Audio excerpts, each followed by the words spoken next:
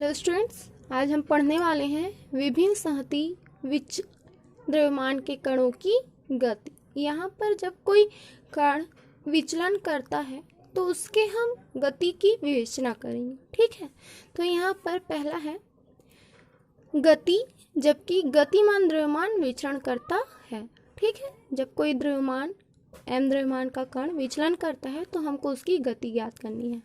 तो न्यूटन के गति के द्वितीय नियम से P इज इक्वल टू हम क्या लिख सकते हैं, D by D T into में mv, इक्वेशन नंबर 1। ठीक है, अब मान लेते हैं कि गति अवस्था में किसी कण का t समय पर द्रव्यमान कितना है, स्मॉल m है, तथा उनका जो वेग है वो कितना है, v है।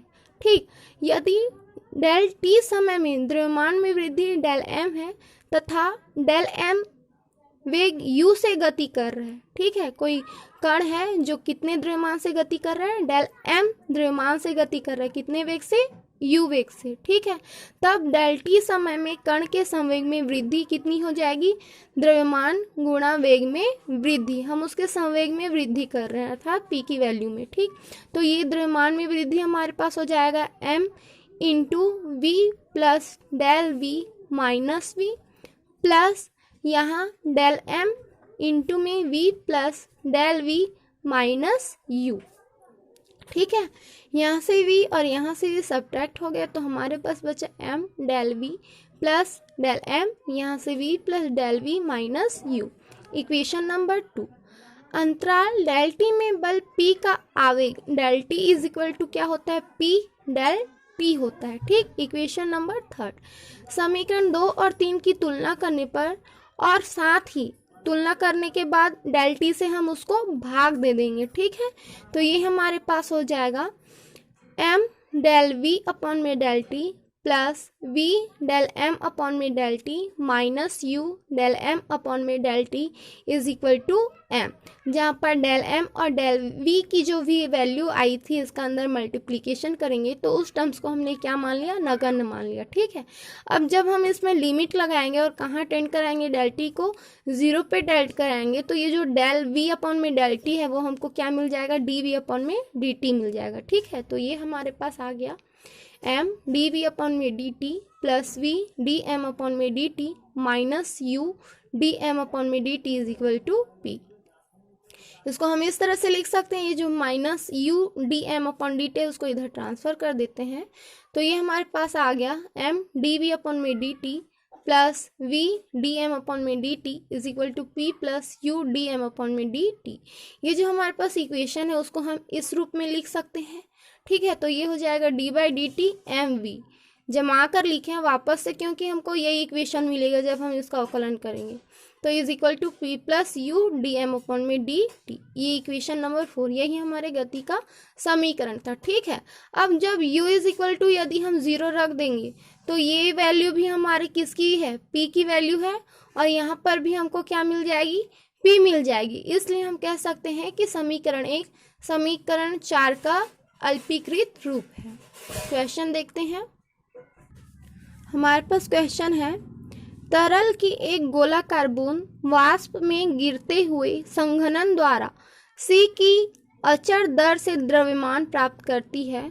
दर्शाइए कि विराम में गिरते हुए t समय बाद इसका वेग है 1/2 जी टी इंटू में 1 प्लस एम अपॉन में एम प्लस सी टी। ठीक है, सिंस हमको दिया गया है कि बूंद गुरुत्व के अंतर्गत स्वतंत्र रूप से गिर रही है। ठीक है, तब हम P इज इक्वल टू ले सकते हैं एम जी, जहाँ पर m क्या है, किसी समय t पर बूंद की प्रारंभिक द्रव्यमान है। ठीक है, अब मान लेते हैं कि जो बूंद का आदि द्रव्यमान है, मतलब जो अंतिम द्रव्यमान है वो कितना है, m है, तो m इज इक्वल टू क्या मिल जाएगा, m प्लस सी टी। इसको हम इक्वेशन नंबर 1 ले लेते हैं।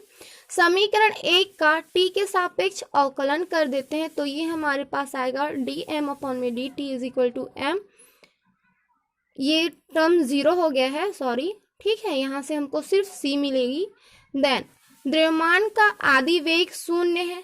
ठीक है, u इज इक्वल टू हमारे पास क्या आ जाएगा, 0। अतः गति का समीकरण जब द्रव्यमान विचरण करता है, हमारे पास क्या था, ये इक्वेशन हम लाकर दिखाए थे। तो ये डी अपॉन में D T M V is equal to P plus U D M upon में D T, D by D T M V is equal to P की वैल्यू हमने यहाँ पर पुट कर दी है एम जी, प्लस यहाँ यू की वैल्यू भी पुट कर दी है, यू की वैल्यू 0, तो ये टर्म्स हमारा 0।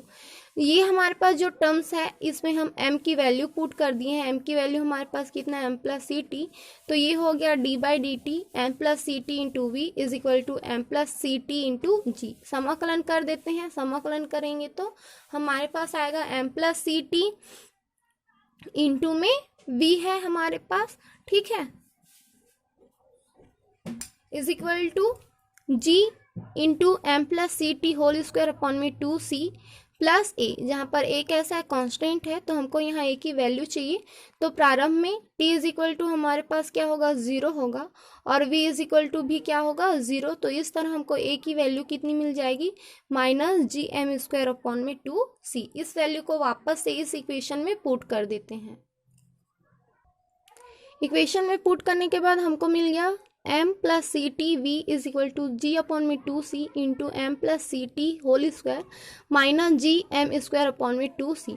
g अपॉन में 2c दोनों में कॉमन है, बाहर निकाल लेते हैं, g अपॉन 2c इंटू में m c t whole square minus m square, ठीक है।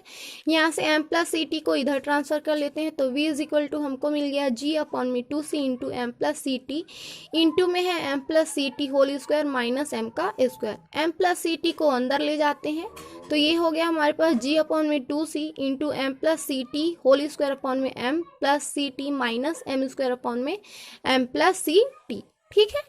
तो ये हमारे पास आ गया m प्लस सी t whole square minus m square upon में m प्लस सी टी। इसको फॉर्मूले में तोड़ देंगे, m square plus c square t square plus 2m c t minus m का स्क्वायर, m स्क्वायर और m स्क्वायर सब्ट्रैक्ट हो गया, तो हमारे पास बचा g अपॉन में 2c इंटू में 2m c T plus c square t square upon में m प्लस सी टी। दोनों में से हम सी टी कॉमन निकाल सकते हैं, तो ये हमारे पास आ गया g into T C upon में 2c इंटू में 2m प्लस सी टी अपॉन में m प्लस सी टी। यहाँ से c और c सब्ट्रैक्ट हो गए, हमारे पास बचा जी टी अपॉन में 2 into M plus C T. इसको हम जमा कर लिख दिए हैं, m प्लस सी टी प्लस m अपॉन में m प्लस सी टी। सिंप्लीफाई करने के बाद हमको मिल जाएगा जी टी अपॉन में 2 इंटू 1 प्लस m अपॉन में m प्लस सी टी। यही हमको प्रूफ करना था। Thank you.